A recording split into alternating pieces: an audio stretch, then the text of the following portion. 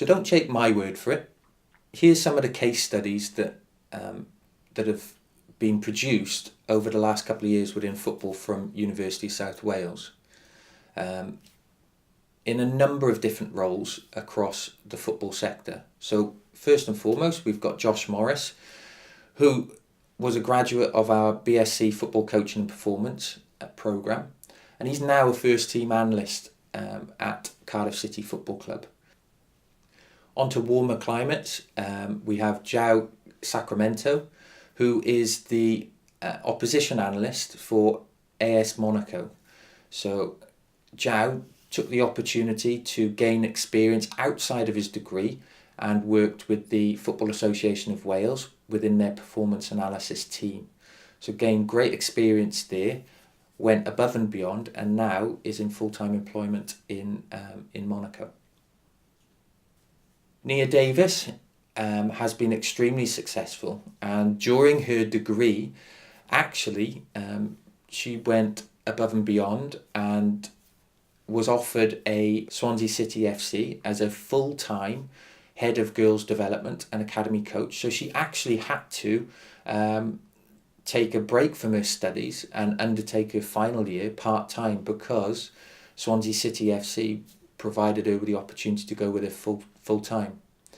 Now Nia did a huge amount of voluntary work outside of her degree between the ages of 16 and 18 in central Wales, where she coached in schools and she coached a senior ladies team. She's also a very proactive player within the Welsh Premier League.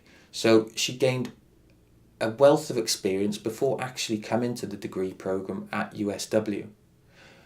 Apply that with the knowledge and understanding and expertise that the degree provided her, and she's ended up in a great club at Swansea City as head of girls development. Lee Kendall is the goalkeeping coach for the England national women's team. Lee was a graduate of USW and now supports a very high performing women's team at the FA.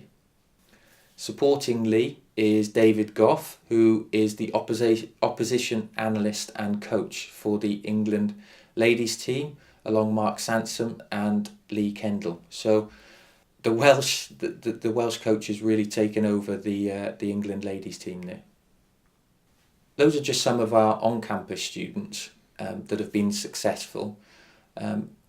Blended learning is a relatively new venture for USW, but we already have many success stories right across the programme, and where those students really get a great opportunity to gain great experience being based in a football club or in a football environment, whereby they can apply their knowledge that we're delivering via the blended learning platform on a day-to-day basis.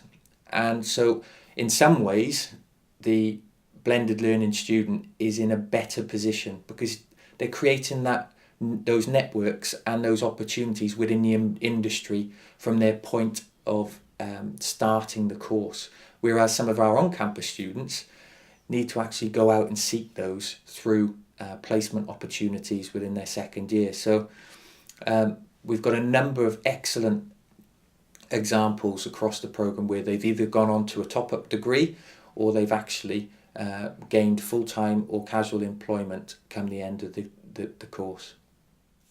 Okay, I'm going to take you back to our first slide now, where I asked you to think about a job that you'd like to do within the football industry, or it might be in the sporting sector. So identify that dream job. Where do you want to be? Then I'd like you to list 5 stages or progress steps to achieve that ambition.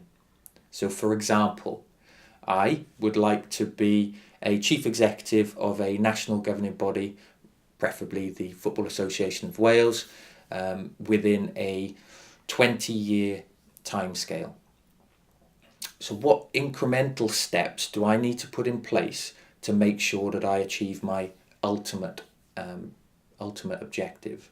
So that might be working on a local scale, working on a regional scale, on a national scale, and then a transnational scale potentially, before I can achieve my ultimate goal of Chief Executive Officer at a national governing body, as an example.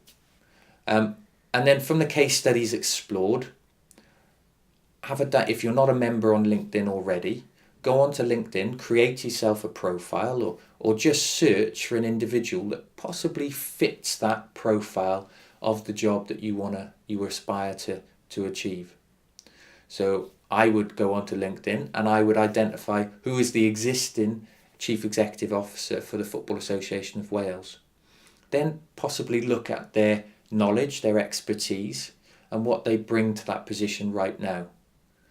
What that should allow you to do is identify a bit of a framework as to the skills and the expertise that are required to achieve that ultimate ambition. Good luck.